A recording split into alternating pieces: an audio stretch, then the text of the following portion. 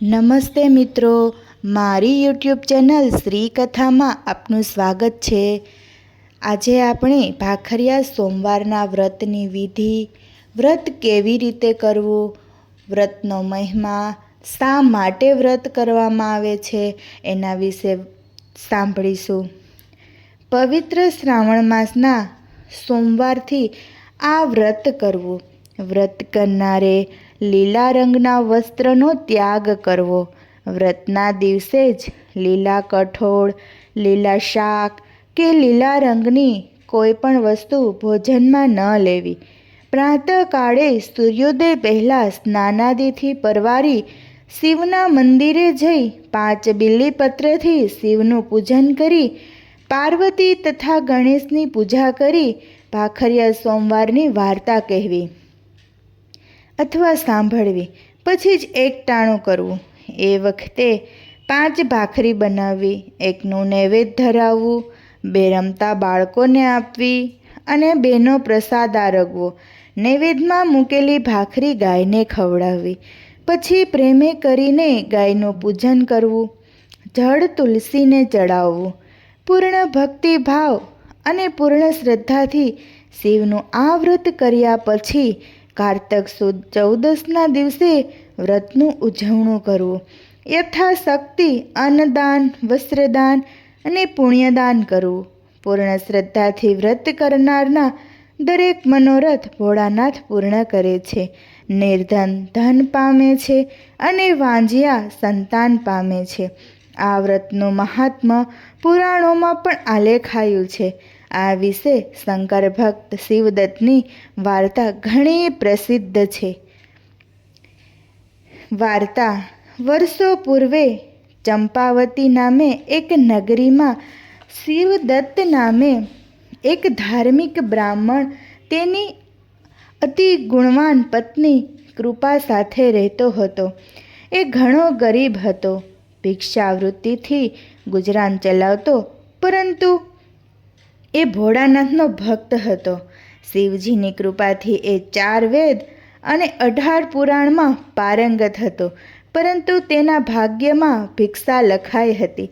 માંડ ઘરનું ગાડું ગબડતું અને પેટનો ખાડો પૂરાતો, છતાં બંને પૂર્ણ ભક્તિમય જીવન જીવતા હતા। આંગણે આવેલા અતિથિને પોતાના ભાગનો રોટલો હેતથી જમાડી પોતે ભૂખ્યા રહેતા। એકવાર કૈલાસપતિને આ બ્રાહ્મણ દંપતીની કસોટી કરવાની ઈચ્છા થઈ। સાધુનો વેશ ધારણ કરી શિવદત્તના આંગણે આવ્યા અને ભિક્ષામ દેહી કહી ઊભા રહ્યા। શિવદત્તને ભિક્ષામાં માત્ર એક રોટલો મળ્યો હતો। એ રોટલો સાધુને આપી દીધો।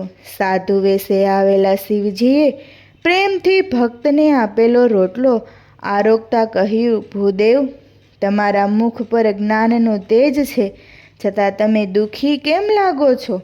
આ સાંભળી શિવદત્તની આંખોમાં આંસુ આવી ગયા। ગડગડા અવાજે બોલ્યા, મહારાજ, મારી પાસે જ્ઞાનનો ભંડાર છે, ભક્તિનું ભાથું છે, પણ અન્નદેવ મારા પર રીઝતા નથી। મુજ અભાગા પર ભોળાનાથની કૃપા થતી નથી। તમે કંઈક રસ્તો દેખાડો તો તમારો ઉપકાર। ત્યારે ભોળાનાથ કહેવા લાગ્યા, સુખ દુઃખ તો ઘટમાળ છે, સુખમાં છકે નહીં અને દુઃખમાં ડગે નહીં, એ જ સાચો મનુષ્ય। પરભવના પાપ પુણ્યના આ ભવે ભોગવવા પડે છે। બધી કર્મની માયા છે। જપ તપ વ્રતથી કર્મો કપાય છે। હું તને ભાખરિયા સોમવારના વ્રતની વિધિ જણાવું છું, તે પ્રમાણે વ્રત કરજે। ગુપ્તવાસમાં પાંડવો જ્યારે મૂંઝાતા હતા ત્યારે ધર્મરાજા યુધિષ્ઠિરે આ વ્રત કરેલું।